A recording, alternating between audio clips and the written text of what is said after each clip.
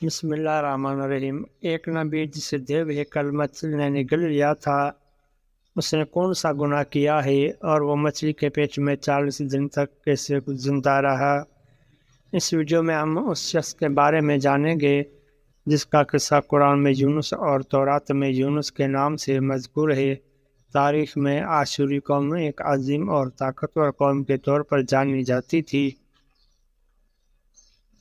جس کا دارالحکومت آشور تھا۔ آشوری دراصل بنی اسرائیل کی اولاد سے تعلق رکھتے تھے جنہیں بخت نصر کے حملے کے بعد بابل اور عراق میں غلام بنا کر لایا گیا تھا۔ اس وقت دریائے دجلہ کے کنارے ایک چھوٹا سا قصبہ نینوا تھا۔ آشوریا کے ایک بادشاہ نے نینوا میں ایک دیوتا کے نام پر ایک مندر بنایا۔ آہستہ آہستہ دوسرے بادشاہوں نے بھی مندر اور یادگاریں بنانا شروع کر دیں، اور ایک وقت آیا جب یہ چھوٹا سا علاقہ آشوری سلطنت کے عظیم دارالحکومت میں تبدیل ہو گیا۔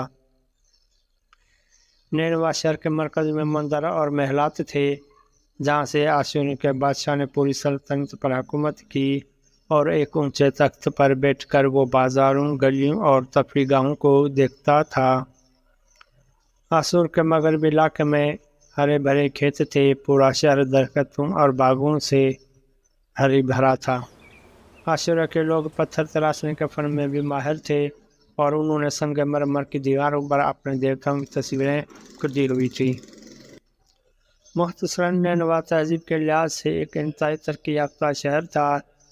آشودر دیوتا ان کا سب سے بڑا خدا تھا، اور ان لوگوں نے بادشاہ کا درجہ بھی خدا کا دیا تھا۔ یہ لوگ بت پرستی اور کفر میں ملوث تھے۔ اس وقت نینوا کی آبادی 1 لاکھ سے زیادہ تھی، اور یہ 700 قبل مسیح کا دور تھا۔ اللہ تعالیٰ نے اس قوم کی رہنمائی کے لیے حضرت یونس علیہ السلام کو بھیجا۔ حضرت یونس علیہ السلام کا پورا نام یونس ابن متی تھا، اور وہ حضرت ہود کی اولاد میں سے تھے، جبکہ بعض مفسرین نے لکھا ہے کہ حضرت یونس کا تعلق بنی اسرائیل سے تھا۔ وہ حضرت یوسف علیہ السلام کے چھوٹے بھائی بنیامین کے بیٹے تھے۔ جب آپ کو نبوت ملی تو اس وقت آپ کی عمر 28 سال تھی۔ ان پر ایک صحیفہ بھی نازل ہوا جو تورات میں یونس کے نام سے موجود ہے۔ یونس علیہ السلام سب سے پہلے آشوری بادشاہ کے پاس گئے اور اسے حق کا پیغام سنایا۔ اس الوحید کے جھوٹے دعوے سے توبہ کرنے کا حکم دیا اور اسے ایک خدا کی عبادت کے لیے بلایا۔ حضرت یونس علیہ السلام نے انہیں اسرائیلی قیدیوں کو رہا کرنے کا حکم دیا جن کو انہوں نے قید کر رکھا تھا۔ نینوا کا بادشاہ اس کی باتیں سن کر غصے میں آ گیا اور اس کی جان کا دشمن ہو گیا۔ چنانچہ وہ اہل نینوا کے پاس گئے اور انہیں توحید کی دعوت دی اور ان سے توبہ کرنے کو کہا، شرک اور بت پرستی اور دیگر برائیوں سے۔ لیکن نینوا کے لوگوں نے ایمان لانے سے انکار کیا اور رسول اللہ کا انکار کیا۔ حضرت یونس علیہ السلام اپنی قوم کے لوگوں کو راہ راست پر لانے کی مسلسل کوشش کر رہے تھے۔ انہیں بہت سمجھایا اور دعوت کا کام جاری رکھا۔ سال گزر گئے لیکن یہ قوم حضرت یونس علیہ السلام کا انکاری کرتی رہی اور شرک پر قائم رہی۔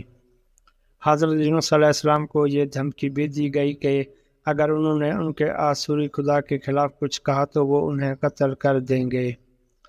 آخرکار حضرت یونس علیہ السلام اپنی قوم سے مایوس ہو گئے جب ان کی نافرمانی انتہا کو پہنچ گئی۔ چنانچہ اللہ تعالیٰ نے یونس علیہ السلام کو حکم دیا کہ وہ لوگوں کو بتا دے کہ 3 دن کے اندر انہیں عذاب دیا جائے گا۔ اس لیے آپ نے اہل نینوا کو اعلان کیا کہ اگر تم بت پرستی اور شرک سے توبہ نہ کرو 3 دن کے اندر تم پر اللہ کا غضب نازل ہوگا اور پورا شہر تباہ و برباد ہو جائے گا۔ لوگوں نے آپ کا مذاق اڑایا اور جواب دیا، ہم آپ کے رب کی طرف سے عذاب کا انتظار کریں گے۔ آپ کی قوم نے آپس میں مشورہ کیا تو سب نے اتفاق کیا کہ حضرت یونس علیہ السلام کو کبھی جھوٹ بولتے نہیں دیکھا، اس لیے ان کی باتوں کو نظر انداز نہیں کرنا چاہیے۔ مشاورت میں یہ بھی طے پایا کہ یہ دیکھنا چاہیے کہ اگر حضرت یونس علیہ السلام رات کو بستی کے اندر اپنے گھر میں قیام کرتے ہیں پھر کچھ نہیں ہوگا، اور اگر وہ یہاں سے کہیں اور چلے گئے تو یقین جانو کہ صبح کو عذاب ضرور آئے گا۔ حضرت یونس رضی اللہ تعالیٰ عنہ رات کو اس بستی سے نکلے، صبح ہوتے ہی عذاب الہی کا سیاہ دھواں منڈلانے لگا بادل کی شکل میں باشندوں کے سروں پر۔ جب وہ ان کے پاس جانے لگا تو لوگوں کو یقین ہو گیا کہ اب وہ سب فنا ہونے والے ہیں۔ حضرت یونس علیہ السلام اپنی قوم سے ناراض ہو کر چلے گئے، لیکن انہیں وہاں سے جانے کا حکم نہیں دیا گیا۔ سزا کی اطلاع دینے کے بعد وہ اللہ کی اجازت کے بغیر اپنا علاقہ چھوڑ چکے تھے۔ جب عاشروں نے عذاب کے آثار دیکھ کر توبہ کی اور معافی مانگی تو اللہ نے انہیں معاف کر دیا۔ اللہ تبارک تعالیٰ کسی قوم کو اس وقت تک عذاب نہیں دیتا جب تک وہ اپنے اختیار کو پورا نہ کر لے، لیکن جب حضرت یونس علیہ السلام نے اپنی قوم کو مہلت کے آخری لمحے تک نصیحت جاری نہ رکھی اور اللہ کے مقررہ وقت سے پہلے وہ خود ہجرت کر گئے تو اللہ کے انصاف نے اس قوم کے عذاب کی اجازت نہ دی اور انہیں معاف کر دیا گیا۔ حضرت یونس علیہ السلام جب فرات کے کنارے پہنچے تو انہیں مسافروں سے بھری کشتی نظر آئی۔ حضرت یونس علیہ السلام کشتی پر سوار ہوئے اور کشتی نے لنگر لگایا۔ کشتی سارا دن سمندر میں سکون سے چلتی رہی۔ اچانک اونچی لہریں اٹھنے لگی۔ لوگوں نے کشتی کا بوجھ کم کرنے کے لیے اپنا سامان سمندر میں پھینک دیا، لیکن کشتی کا بوجھ پھر بھی کم نہ ہوا۔ جب کشتی ڈوبنے لگی تو مسافروں کو یقین ہو گیا کہ کشتی ڈوبنے والی ہے۔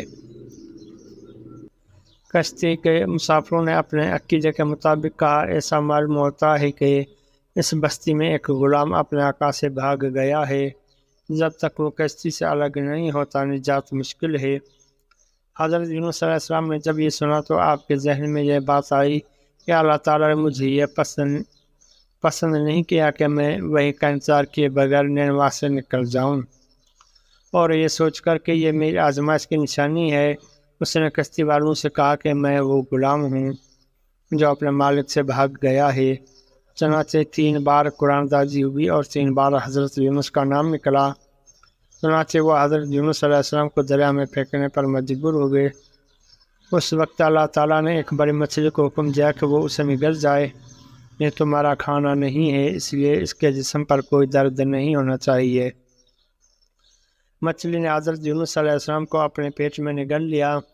حضرت یونس علیہ السلام نے جب مچھلی کے پیٹ میں اپنے آپ کو زندہ پایا تو اللہ تعالیٰ سے افسوس کا اظہار کیا کہ وہ الہی وحی کا انتظار کیے بغیر نینوا سے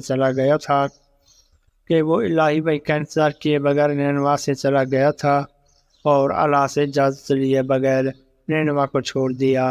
حضرت یونس علیہ السلام مچھلی کے پیٹ میں اللہ کو پکارتے رہے۔ 3 اندھیرے اس پر جمع ہو چکے تھے، رات کی تاریکی، مچھلی کا پیٹ کا اندھیرا اور سمندر کا اندھیرا۔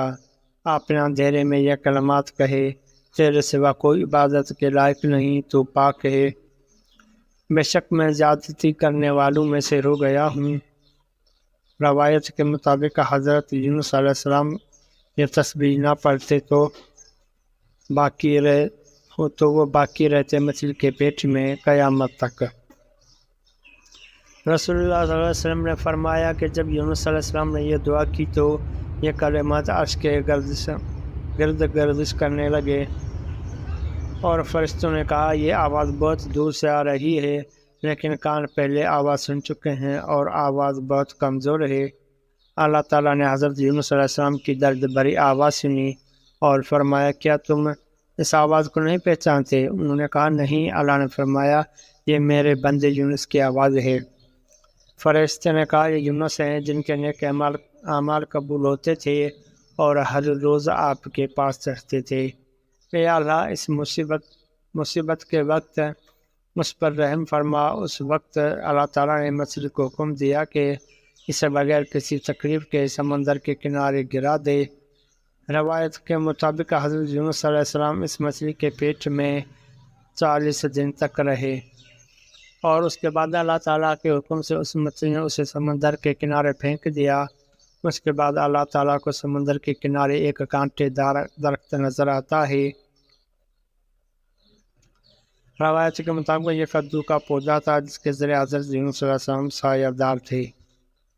اس کے علاوہ اللہ نے ایک جنگلی بکری بھیجی جو زمین کے گھاس اور جڑی بوٹیاں کھاتی تھی۔ وہ صبح شام آپ کو دودھ پلاتی تھی یہاں تک کہ آپ تندرست ہو گئے۔